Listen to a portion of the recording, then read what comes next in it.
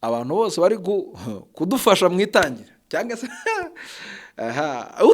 utaragaragaye mu itangira ngo ntazagaragare mu iki mu isarura. Igihugu kigomba kuboneka, amahoro akaboneka. Mubwira ati rero Michael, njyewe mfite story ariko ikibazo mfite sinshobora kuyisharinga kubera impamvu z'iki z'ubuzima bwanjye, cyangwa se kubera ko ntashobora no kuyivuga uko iri. None rero unyemerere iyi story uzayivuge.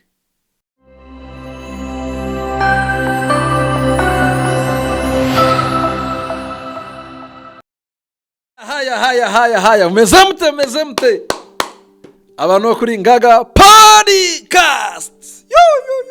Ewan bavandimwe, nabonye ko murankunda murankunda gakora kaje marura. Tumaze iminsi rega twiruka imisozi, asife no ibone gutyo, tumaze iminsi twiruka imisozi.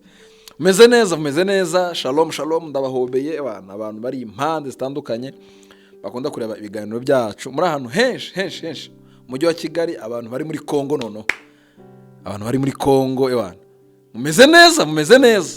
Ibyishimo hamwe ni byinshi, handi ni ibibazo, ariko turi gufightingira amahoro n'uburenganzira bwacu. Abantu bari muri Kongo bari kurwanira amahoro yabo, n'abandi babashigikiye bari impande zose zitandukanye. Abo bantu respect M23, respect, twirwaneho. Abo bantu rero bamaze imyaka myinshi batotezwa, bicwa, bimwe uburenganzira bwabo, bazire nta kindi kintu bazira, ngo barazira uko bavutse, nuko basa, nuko bareshya, nuko bavuga. Iyi si ifite ibintu byinshi iziza abantu. So rero hari abandi bantu bahagurutse batanga umwanya wabo, batanga amafaranga yabo, batanga imbaraga zabo, batanga ibitekerezo byabo, baharanira kugira ngo barwanire abo bantu. Harimo abantu bagiye bava za Masisi, Rucuro, za Minembwe, abantu nk'abo bose bavuga ururimi rw'Ikinyarwanda batuye muri Kongo. Ubu ngubu akamwenyu ni kose, nubwo hamwe bamwe bari kuhatakariza ubuzima, ariko uburanga kugira ngo igihugu kiboneke. Nagiye mbibona cyane mu biganiro bitandukanye. Abantu bagiye bavuga ati kugira ngo igihugu kiboneke hari bamwe bagomba gutanga amaraso yabo kugira ngo abana n'ibisekuru n'ibindi bisekuru bazabeho kandi bameze neza. So respect M23, respect, twirwaneho. Nta bandi bantu nzi ubu ngubu, umuyobozi nzi yitwa Willy. Abandi reka mbere reka tube tuvuga Willy, respect. Ibintu rwose mubikora neza kandi mu kinyabupfura cyinshi, mufite ubumuntu bwinshi. Ariko M23 ntibaho. Uzi ko nabonye ko minsi ishize bagiye gusura ingabo za FARDC mu bitaro.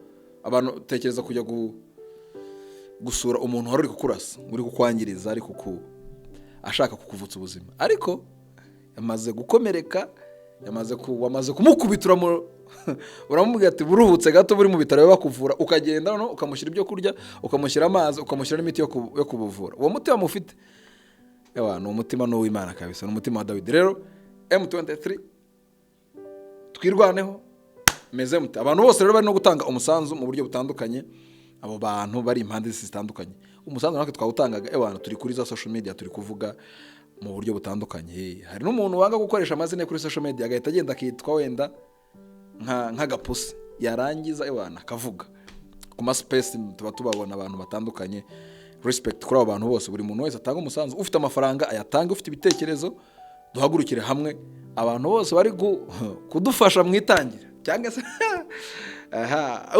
utaragaragaye mu itangira ngo ntazagaragare mu iki mu isarura. Igihugu kigomba kuboneka, amahoro akaboneka. Abantu bakabona ubwigenge, bakisanzura nabo bakabaho nk'uko itegeko rigenga uburenganzira bwa muntu ku isi yose ribigena. So rero abo abantu bose bavuga ururimi rw'Ikinyarwanda, tutavuze ngo aba n'aba bari guharanira uburenganzira bwabo, ni ukuri kose muri abantu beza. Imana ibahe umugisha. Kandi bajya bavuga ngo intwari zirananirwa, intwarane zikagera gute, zigaseruka.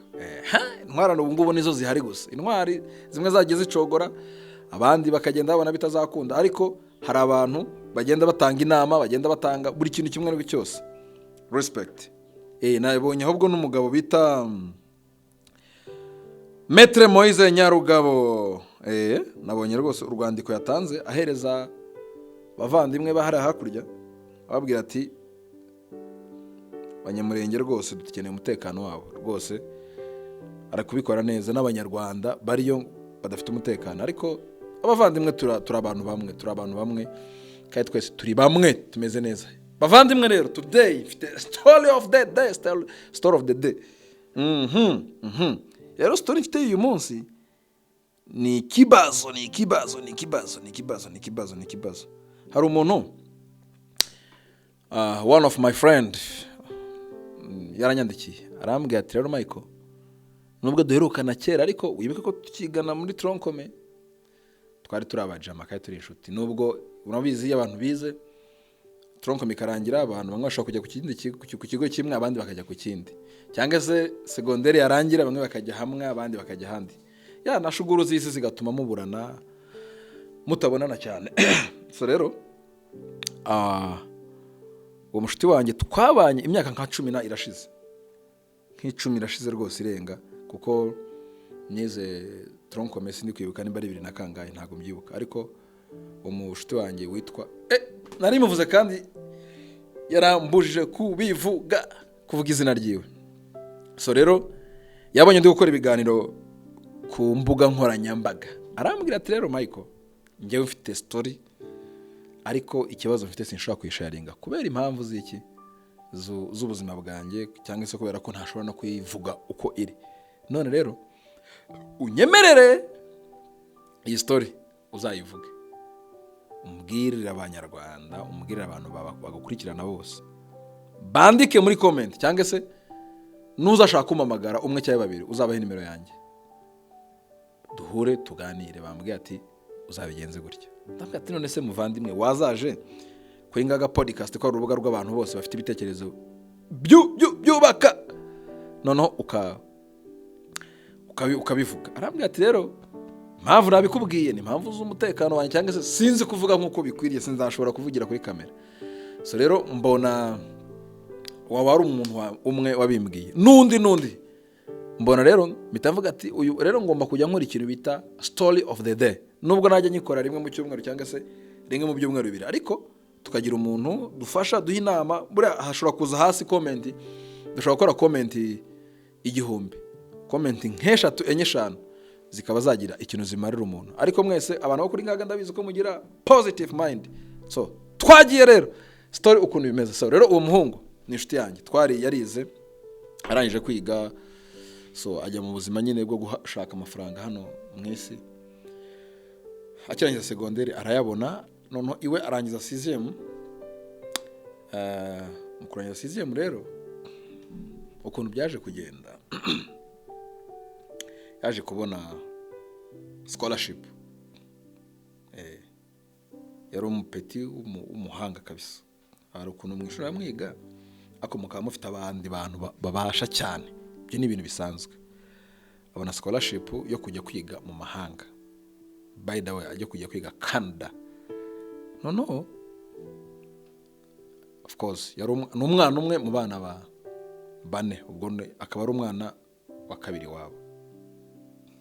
So ni umwana umwe mu bana bane, ariko abo bavukana ni 3. Iwabo bafite undi mwana badopse ku ruhande. Urumva ko famille yiwe bafite no mutima kwa adopta umuntu ntago ari ibintu byoroshye kugira ngo muzane. So ukuntu byaje kugenda rero ni gute, amaze kubona scholarship yo kujya kwiga Canada, aragenda yicaza ababyeyi arabwira ati rero ngewe nzajya kwiga Canada, nabonye scholarship. Ababyeyi, mama warishima, papa we ntishima. Aravuga ati rero wowe ntago uzajya kwiga mu mahanga. Mwumve ukuntu ibintu byageje kugenda, ariho ibibazo byaje kuba binini cyane. So mu kubona rero scholarship, umuhungu papa waramubwira ati ngewe ndashaka kuzabakina, ndashaka ubuzima bwawe uzabutwara gutya, ndashaka wenda ko uzaba iki n'iki n'iki, either uzaba umusirikare, either uzaba umuvuzi. Sinshaka kuvuga straight to the point kubera impamvu z'umutekano wa famiye yose muri rusange, ariko nyira bombi yaba ku ruhande rw'umuhungu n'ababyeyi barahita babyumva ko iyo story ari iyabo. Cyangwa se okay, hari n'igihe abantu babahuje kese ari abantu bagera muri 5 cyangwa se ari famiye nke, birashoboka cyane. Noneho bigenda biterera, umuhungu abona scholarship mu gihe batangiye guprocessinga kugira ngo abone ibyangombwa isert. Rero buriya narakomeje nta hantu uzajya, ngenda ndashaka ko ibintu bigenza uko nuko. Arambwira ati papa horokomeje atenda komeje, ngewe ndashaka ko ujya hano wiga ibi, ukora bino, kuba wenda nkuko nanjye ndi ibi n'ibi. Arambwira ati ngewe rero papa ibyo bintu ushaka kunjyanamo simbikunda, ngewe ibintu nkunda ni ibi ngibi, kandi scholarship mfite ikintu uzangenera gusa ni itike n'amafaranga yo kubaho. Reba ko wenda ngize n'amahirwe nkaba ngiye muri kiriya gihugu, ushobora kuzantunga amezi make, andi mezi nkatangira kunakora nkabona yo kubaho. Reka ngende ntuzanyishyurira ishuri, ngewe mbeho uko mbishaka, cyangwa se ubuzima bwanjye mbutware uko mbutegeka. Inama sinzanze, ariko ndi kubona bino nabyo byambera byiza. Isa arambwira ati no simbishaka. Umwana aramubwiye, agiye abwira sister we mukuru washatswe, aramubwira ati rero nabwiye papa ko nabonye scholarship byagenze uko nuko. Ntiyabyumva. Ikintu cyaje kuba abwira mama we, baraje bicaje papa we, baravuga ati oya naramubwiye ko ibintu bigomba kugenda gutya. Nono muzi ikintu cyaje kuba muri uwo muryango. Umwana iwe na mama we na mushiki we bashatse ubwo bushobozi ba processing inzira zose, umwana abona visa yo kujya kwiga ku kigo bari bamuhaye muri Leta Zunze Ubumwe za Amerika. No kamanze mwe kuri amazi story mwumva ukuntu noneho imeze. Abantu ntago njya mbamariza, reka ntago baranyishyura, reka mbanze mfuke iyi ntuza, iyi brand yabo.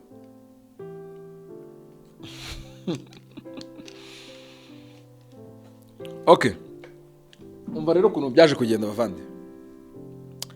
Umwana amaze guprocessinga, abonye ibyangombwa byose, araje iwe na mama we, aravuga ati none mama aravuga ati papa we ndamuzi, genda utamusezeye kuko ushobora kujya kumusezera akagira umujinya, ibi ibintu bikaba ibibazo. Umwana aravuga ati yasangiye ndasezeye papa, urana ni nge mfura yiwe, umuhungu umuntu usigaye no peti mutoya, reka musezera amenye ibyo ngiyemo, amena umugisha. Yewe kandi ikibazo ngo abo bantu ngo anasengera mpesha umugisha, kandi urumva nabara abantu bakijijwe. Umuhungu rero ikintu byaje kuba byukuntu byaje kugenda, aragiye nijoro, bagiye kuri dina, barasangiye famiye, baje baricara. Abwiye papa we ati rero papa, ijambo nifite kukubwira nuko nabonye visa n'ishuri bateganya kugenda. Ati nayo mubwiye kwa 3 mfite kugenda kwa 6 ku mugoroba, bateganya kugenda kwa 6. Nuko nimba hari inama wampa wambwira, kuko gahunda nuko imeze. Ikintu cyahise kiba rero, papa we yahise afata, aramubwira ati okay wabonye visa uzajya kwiga? Ati yo mbega byiza. Aramubwira ati zana turebe visa Amerika ukuntu bimeze. Ngo yamuhaye passport, ahita afata passport yiwe arayibika. Papa wiwe afata passport arayibika. Arambwira ati okay nujya kugenda uzaze nyiguhereze, reka nyikubikire. Hashize nk'isaha, umwana aravuga ati okay ndumva papa yabyemeye, ari kubisha umugisha. Hashize nk'isaha, papa we bicaye basoje bagiye nko kuryama, arambwira ati rega ibyo nakubwiye ndakomeje, nta hantu uzajya, ibintu ushaka ugomba gukora ni ibi. Urumva wari umuryango wishoboye udafite wenda kuvuga ati wenda ni ibi ngenda shaka uzakora ibi. Ubwo bita bitangira ku bibazo mu muryango. umwana na nyina abandi bahita batangira babwiye se aramubwira ati navuze ibintu n'ibi okay, nihuse naje kuvuga ibintu byinshi byaje kuvamo ibibazo byinshi birangira se na nyina gute batandukanye kubera uwo mwana igihe cyo kugenda cyarageze ise aranga nyine indege iramusiga ubuzima buranga umwana aba disappointed mu rugo barashwana cyane biza ku bibazo nyine cyane. Umwana rero ikintu yaje gukora ati naje gukora ikihe kintu ati naje kureactinga mu buryo ntazi ndagenda ngera naho ntekereza kwiyahura inywa umuti runaka kwiyahura kubw'amahirwe navuga ngo ni kubw'amahirwe kuko ati nabonye ibintu biri kubera mu rugo ati kubw'amahirwe ati my mom ahita ambonye ahita mfata anjyana kwa muganga bahita babindutsa nongera mba muzima. Kuva icyo gihe uwo munsi n'icyo gihe papa na mama bahise ba separated barashwana ibintu birangirika ubuzima burangirika noneho kuva ubu ngubu ntago bakivugana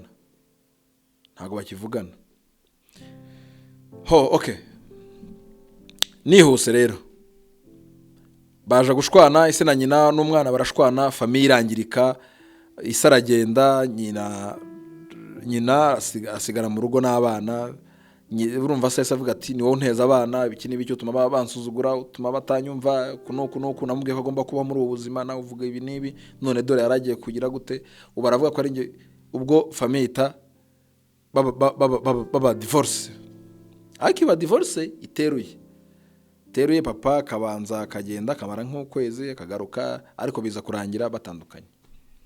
Ikintu rero cyaje kuba atari naje kubona ko ubuzima mu rugo bukene butangira kudukubita urumva papa yari afite amafaranga ari utubeshejeho mama yakora gutuntu turaho dusanzwe ubukene butangira kudukubita ariko mama tavuga toke nubwo iriya byanze urumva hari igihe kigera ku ishuri ngo baramuhamagara baramubaza ubwo urumva muri icyo gihe cyose hakubisemo nk'amezi nk'umunani bakivuga toke reka turebe wenda papa azongera duhereze ko turacyafite igihe ishuri niratangira nubwo nakererwa semester imwe nzongera nsaba indi visa umwana muri espace yose mu mezi 8 asubirayo ise na nyina bamaze nk'amezi nkungahe barashwanye ashaka kujya gusaba indi visa ariko ntiyari kujya gusaba passport yindi nshyashya bari kumubaza yo bamuhaye kutaramara n'imyaka 5 yayishyize warayitaye ntiyari kongera gusaba indi visa nyine ibintu birangirika nta yandi mahitamo rero yari afite amahitamo yo kwicara agatuza kandi ntiyari kugenda kurega papa we kuri mu zindi nzego ntiyashaka kujya kurega umubyeyi we ngo wenda ngo bavuga ati reka murege wenda nimva ko namureze arampereza ibyangombwa byanjye. Umva rero ikintu umuhungu aravuga ati ngomba guharanira icyubahiro cy'umuryango ntago ndi umwana wo kujya gufungisha data. Byarangiye gute cyangwa se byaje kuba ibibazo cyane noneho gute ise na nyina baje gutandukana kubera iyo case baratandukana nitwoza ati ninjiye mu nzu ati ngiye ko nari nsohotse tuvuye kuri turangije gusangira ibya nijoro ngarutse mpita nsanga papa ari gukubita mama ambwira ati ngo musuzuguza abana. Ati gihe nari mfite twari tukirenza secondaire tumaze nk'umwaka gutyo n'igice umwaka ya ati nsanga ari kumukubita urumva hari kera amukubise nk'urushyi nyine okay hari uburyo badashwa ntiyamukubita ariko musunika ati rero musunitse nanjye kubera intuza ngenda ngiye gutabara mama mpita nsunika papa musunitse aragenda kubita umutwe ku meza arakomeretse. Ibibazo mu rugo haba intambara ibibazo byinshi mu gukomereka kwiwe rero ubwo urumva nicyo gihe ibibazo byabaye papa na mama baratandukana papa aragenda urumva ni wari udutunze ubuzima butangira kwangirika mama yakora gutuntu turaho ubwo ndareba mbona nta bundi buryo buzima mfata umwanya njya kwiga yiga hano mu Rwanda shisaze kuvuga university yizeho mama waramwishyura ubuzima burakunda ararangiza abona kudufaranga ariko se na nyina baratandukana.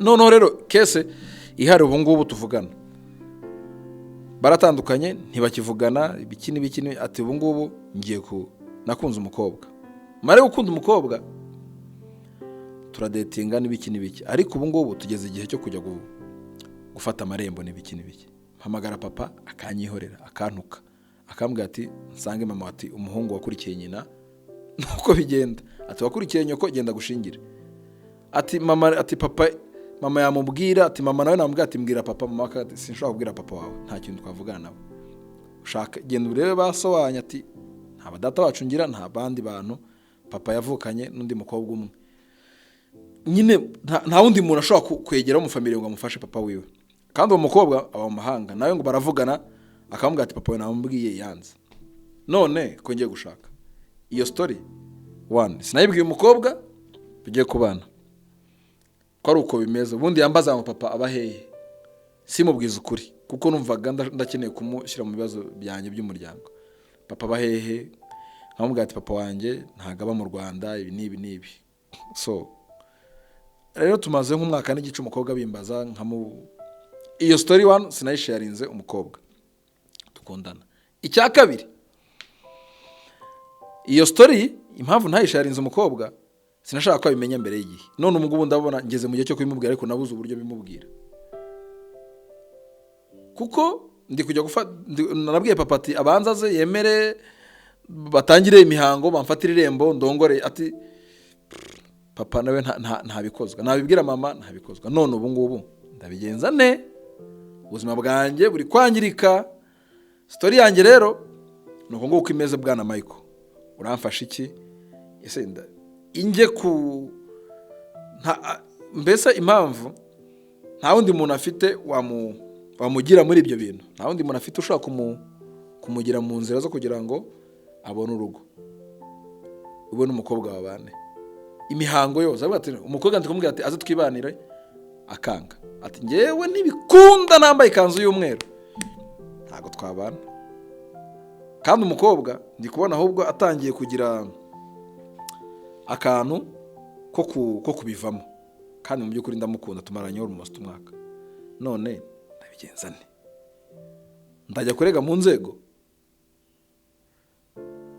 ndishingira kwishingira no biri kwa umukobwa ntiyaza pasiteri wanjye kandi ngo pasiteri wanjye nawe iyo story narayimubwiye arambwira ati rero twebwe dukemura ibintu turaganira ariko arambwira ati twebwe rero buriya dushingira abantu ababyeyi ba blessings niko twebwe amahame y'itorero ryacu bimeze none rero ubuzima bwanjye buri kwangirika nta hantu mfite handi yo kujya nta kindi kintu mfite cyo gukora nta wundi muntu mfite nabwira sinza kuri kamera ninza kuri kamera ndaba nihaye urwamenyo nundi mukobwa nari kuzateretara ndabaye ati ibintu bimeze gutya none Michael genda usharinge iyo nkuru yanjye uyisharinge nde muri comment wenda nshobora kuzisoma 3 cyangwa 4 zikagira ikintu zimfasha so nuko nkuko bimeze guys story of the day nuko imeze umuvandimwe turamugiriye inama turamubwira iki bigomba kugenda gute bikemuka gute murakoze rero murakoze cyane undi muntu wese ufite story ashobora kuba adashobora kuzana ngo avuge contact zacu ziraho aratwandikira akatubwira tuzajya tuyibasharinga wenda nkarimwe mu cyumweru tubabwira ati story y'umuntu ariko tubwira nuko nguko imeze so rero muvandimwe tukwifurije Imana cyo kuri cyo twakubwira ngiye cyo nakubwira ni kimwe Imana ifite inzira nyinshi ariko inzira yawe irahari humura ibintu bigomba gukunda ntago yanze kwishingira yanga umukobwa nawe ari kubona ari kugenda amucika famille yiwe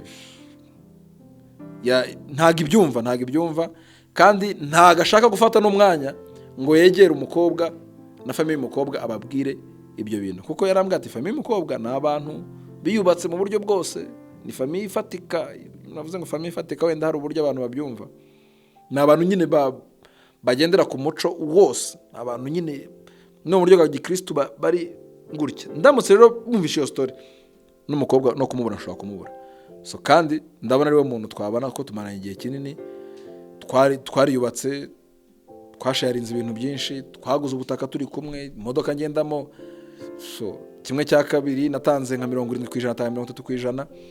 Mbese ibintu byinshi turasharinga. Sinshaka rero ko tuba separated kubera iyo story. Nkora iki? Ciao ntagaruka kuri Ngaga Podcast. Thank you guys. See you.